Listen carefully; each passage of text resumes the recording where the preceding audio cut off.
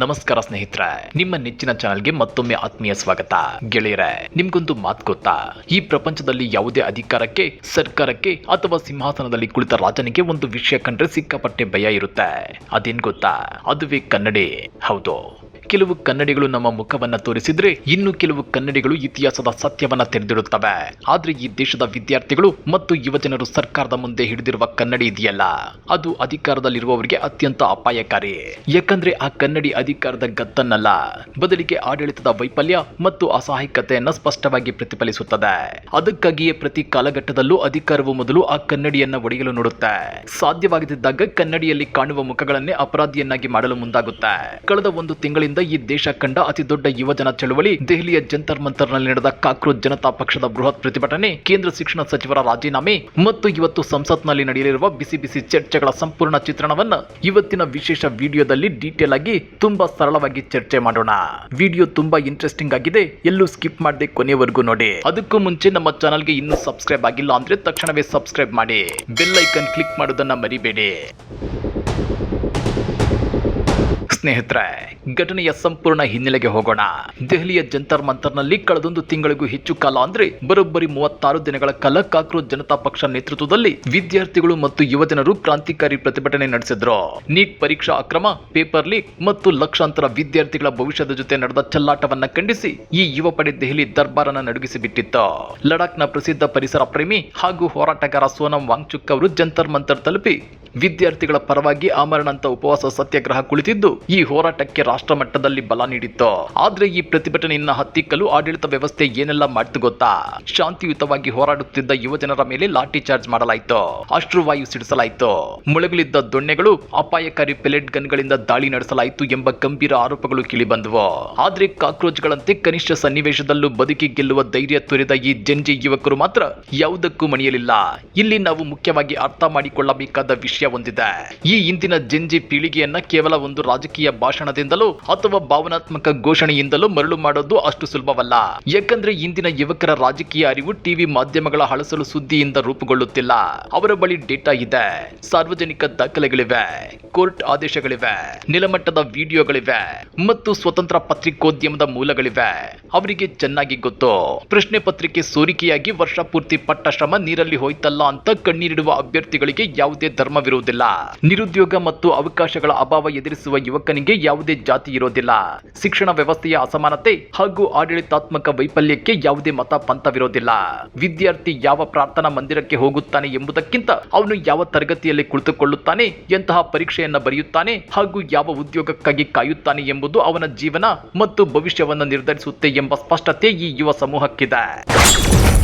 ಕೋಮುದ್ವೇಷದ ಹಳಸಲು ತಂತ್ರ, ಸಿಟಿ ರವಿ ವಿವಾದಾತ್ಮಕ ಹೇಳಿಕೆ. ಸ್ನೇಹಿತರೆ, ಇತಿಹಾಸದಲ್ಲೂ ಅಷ್ಟೇ ಯಾವತ್ತಾದ್ರೂ ಸರ್ಕಾರಗಳಿಗೆ ಪ್ರಶ್ನೆಗಳಿಗೆ ಉತ್ತರಿಸಲು ಸಾಧ್ಯವಾಗದಿದ್ದಾಗ ಹೊಣೆಗಾರಿಕೆಯಿಂದ ನುಣುಚಿಕೊಳ್ಳಲು ಅವು ಕಂಡುಕೊಳ್ಳುವ ಹಳೆಯ ದಾರಿ ಅಂದ್ರೆ ಪ್ರಶ್ನೆ ಕೇಳುವವರನ್ನ ದೇಶದ್ರೋಹಿ, ಪರಕೀಯ, ಖಲಿಸ್ತಾನಿ ಅಥವಾ ಶತ್ರು ಪಾಳೆಯದವರು ಅಂತ ಬಿಂಬಿಸುವುದು. ಇಲ್ಲಿಯೂ ಅದೇ ನಡೀತು. ಬಲ ಪ್ರಯೋಗದಿಂದ ಯುವಜನರ ಹೋರಾಟವನ್ನ ಒಡೆಯಲು ಸಾಧ್ಯವಾಗದಿದ್ದಾಗ ಬಿಜೆಪಿ ತನ್ನ ಹಳೆಯ ಹಳಸಲು ತಂತ್ರದ ಕೋಮು ದ್ವೇಷವನ್ನ ಬಳಸಲು ಯತ್ನಿಸಿತ್ತು.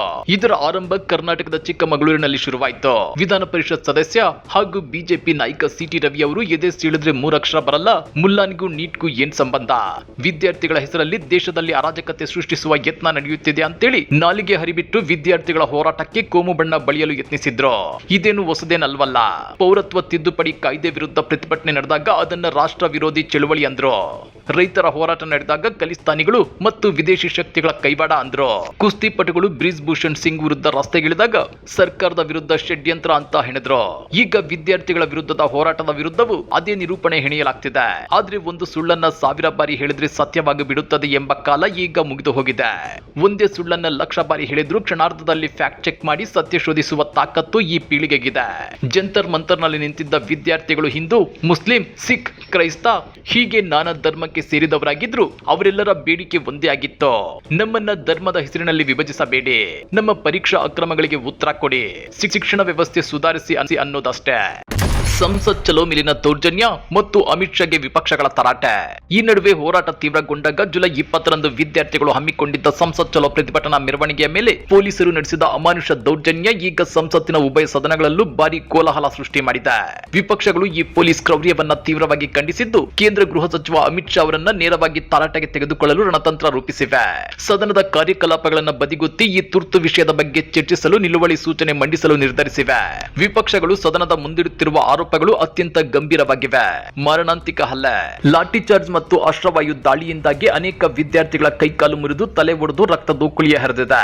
ವಿದ್ಯಾರ್ಥಿಗಳ ಮೇಲಿನ ದೌರ್ಜನ್ಯ, ಪ್ರತಿಭಟನೆಯಲ್ಲಿದ್ದ ಮಹಿಳಾ ವಿದ್ಯಾರ್ಥಿನಿಯರ ಕಪಾಳಕ್ಕೆ ಹೊಡೆದು ಅವರ ಗುಪ್ತಾಂಗಗಳಿಗೆ ಲಾಠಿಯಿಂದ ತಿವಿದು ಪೊಲೀಸರು ಪೈಶಾಚಿಕವಾಗಿ ವರ್ತಿಸಿದ್ದಾರೆ ಎಂಬ ಶೋಚನೀಯ ಆರೋಪಗಳು ಕೇಳಿಬಂದಿವೆ. ಪೆಲೆಟ್ ಗನ್ ಹಾಗೂ ಅಮಾನವೀಯ ಹಿಂಸೆ, ನಿರಾಯುಧ ವಿದ್ಯಾರ್ಥಿಗಳ ಮೇಲೆ ಮೊಳೆಗಳನ್ನು ಹೊಡೆದು ಹಿಂಸಿಸಲಾಗಿದೆ ಹಾಗೂ ವಿವಾದಾತ್ಮಕ ಪೆಲೆಟ್ ಗನ್ಗಳನ್ನು ಬಳಸಿ ಗಾಯಗೊಳಿಸಲಾಗಿದೆ. ರಕ್ಷಣೆ ನೀಡಬೇಕಾದ ಖಾಕಿ ಪಡೆಯೇ ಭಕ್ಷಕನಾಗಿ ಬದಲಾದಾಗ ಅದಕ್ಕೆ ಗೃಹ ಸಚಿವಾಲಯವೇ ನೇರ ಹೊಣೆ ಅಂತೇಳಿ ವಿಪಕ್ಷ ನಾಯಕರು ಗೃಹ ಸಚಿವ ಅಮಿತ್ ಶಾ ಅವರ ರಾಜೀನಾಮೆಗೆ ಪಟ್ಟು ಹಿಡಿಯುವ ಲಕ್ಷಣಗಳು ಕಾಣಿಸುತ್ತಿವೆ. ವಿದ್ಯಾರ್ಥಿ ಶಕ್ತಿಗೆ ಜಗತ್ತು ಮಣಿಯಲೇಬೇಕು ಅನ್ನೋದಕ್ಕೆ ಈ ಘಟನೆಯೇ ಸಾಕ್ಷಿ. ಬರೋಬ್ಬರಿ 36 ದಿನಗಳ ಕಾಲ ನಡೆದ ಈ ಸುದೀರ್ಘ ಹೋರಾಟದ ಒತ್ತಡಕ್ಕೆ ಮಣಿದು ಜುಲೈ 25ರಂದು ಕೇಂದ್ರ ಶಿಕ್ಷಣ ಸಚಿವ ಧರ್ಮೇಂದ್ರ ಪ್ರಧಾನ್ ಅವರು ತಮ್ಮ ಸ್ಥಾನಕ್ಕೆ ರಾಜೀನಾಮೆ ಕೊಟ್ಟರು. ಅವರ ರಾಜೀನಾಮೆಯಿಂದ ತೆರವಾದ ಸ್ಥಾನಕ್ಕೆ ನೂತನ ಶಿಕ್ಷಣ ಸಚಿವರಾಗಿ ಅಧಿಕಾರ ವಹಿಸಿಕೊಂಡಿರುವ ಪ್ರಹ್ಲಾದ್ ಜೋಶಿ ಅವರಿಗೆ ಸೋಮವಾರ ಮೊದಲ ಪ್ರಶ್ನೋತ್ತರ ಅವಧಿಯಲ್ಲಿ ವಿಪಕ್ಷಗಳ ಕಠಿಣ ಪ್ರಶ್ನೆಗಳ ಬಿಸಿ ಎದುರಾಗಲಿದೆ. ಇನ್ನೊಂದೆಡೆ ದೇಶಾದ್ಯಂತ ಕಂಗೆಟ್ಟಿರುವ ವಿದ್ಯಾರ್ಥಿಗಳಿಗೆ ಸಮಾಧಾನ ತರಲು ಮತ್ತು ಪರೀಕ್ಷಾ ವ್ಯವಸ್ಥೆಯನ್ನು ಸರಿಪಡಿಸಲು ಕೇಂದ್ರ ಸರ್ಕಾರವು ಲೋಕಸಭೆಯಲ್ಲಿ ಸಾರ್ವಜನಿಕ ಪರೀಕ್ಷೆಗಳ ತಿದ್ದುಪಡಿ ಮಸೂದೆ 2026 ಮಂಡಿಸುತ್ತಿದೆ.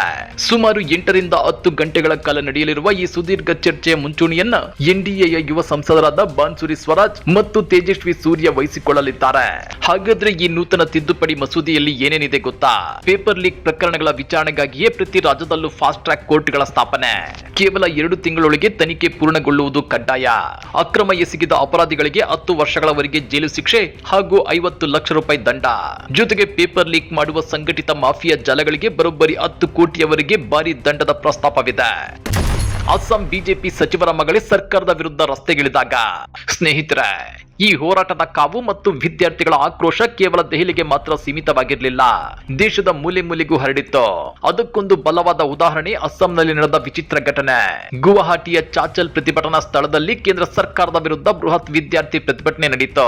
ಈ ಪ್ರತಿಭಟನೆಯಲ್ಲಿ ಅಸ್ಸಾಂನ ಬಿಜೆಪಿ ಮಿತ್ರ ಪಕ್ಷ ಅಸ್ಸಾಂ ಗಣ ಪರಿಷತ್ನ ಸಚಿವ ಕೇಶವ್ ಮಹಂತ ಅವರ ಮಗಳಾದ ದಿಬಿಸಾ ಮಹಂತ ಸ್ವತಃ ಭಾಗವಹಿಸಿ ಪ್ರಧಾನಿ ಮೋದಿ ಸರ್ಕಾರದ ವಿರುದ್ಧ ಘೋಷಣೆ ಕೂಗಿದ್ರು. ಯುಕೆಯಿಂದ 2 ಸ್ನಾತಕೋತ್ತರ ಪದವಿ ಪಡೆದಿರುವ ದಿಬಿಸಾ ವಿದ್ಯಾರ್ಥಿಗಳು ಶಾಂತಿಯುತವಾಗಿ ಹೋರಾಡಲು ಬಯಸಿದ್ರು. ಅವರ ಮೇಲೆ ಲಾಠಿ ಚಾರ್ಜ್, ಅಶ್ರವಾಯು ಪ್ರಯೋಗ ಮಾಡಿದ್ದು ತುಂಬಾ ದುಃಖಕರ. ವಿದ್ಯಾರ್ಥಿಗಳ ಧೈರ್ಯ ನೋಡಿ ನಾನು ರಸ್ತೆಗಿಳಿದಿದ್ದೇನೆ ಎಂದು ಮಾಧ್ಯಮಗಳ ಮುಂದೆ ಬಹಿರಂಗವಾಗಿ ಹೇಳಿಕೆ ನೀಡಿದ್ದು ವಿಡಿಯೋ ಸಿಕ್ಕಾಪಟ್ಟೆ ವೈರಲ್ ಆಗಿತ್ತು. ಈ ವಿಚಾರ ಅಸ್ಸಾಂ ರಾಜಕೀಯದಲ್ಲಿ ಸಂಚಲನ ಸೃಷ್ಟಿ ಮಾಡಿದಾಗ ರಿಯಾಕ್ಟ್ ಮಾಡಿರೋ ಮುಖ್ಯಮಂತ್ರಿ ಹಿಮಂತ್ ಬಿಸ್ವಾ ಶರ್ಮಾ, ಮಕ್ಕಳು ಬೆಳೆದು ದೊಡ್ಡವರಾದ್ಮೇಲೆ ಅವರ ನಿರ್ಧಾರಗಳಿಗೆ ಹೆತ್ತವರನ್ನ ಹೊಣೆ ಮಾಡೋದು ತಪ್ಪಾಗುತ್ತೆ.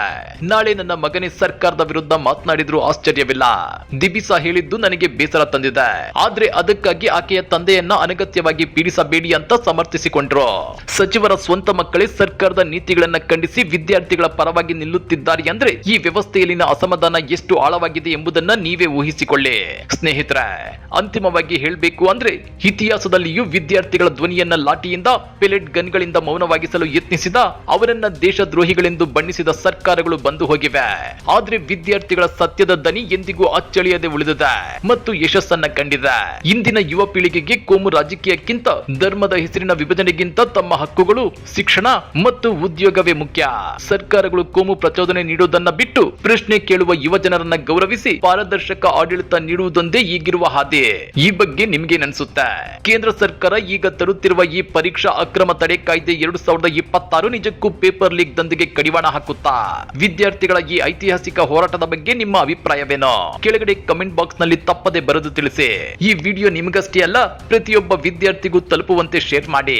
ವಿಡಿಯೋ ಇಷ್ಟ ಆಗಿದ್ರೆ ಲೈಕ್ ಮಾಡಿ, ನಮ್ಮ ಚಾನೆಲ್ಗೆ ಸಬ್ಸ್ಕ್ರೈಬ್ ಆಗೋದನ್ನ ಮರಿಬೇಡಿ. ಮತ್ತೊಂದು ಪ್ರಮುಖ ವಿಷಯದೊಂದಿಗೆ ಮುಂದಿನ ವಿಡಿಯೋದಲ್ಲಿ ಸಿಗೋಣ. ಅಲ್ಲಿಯವರೆಗೂ ಟೇಕ್ ಕೇರ್, ಬಾಯ್.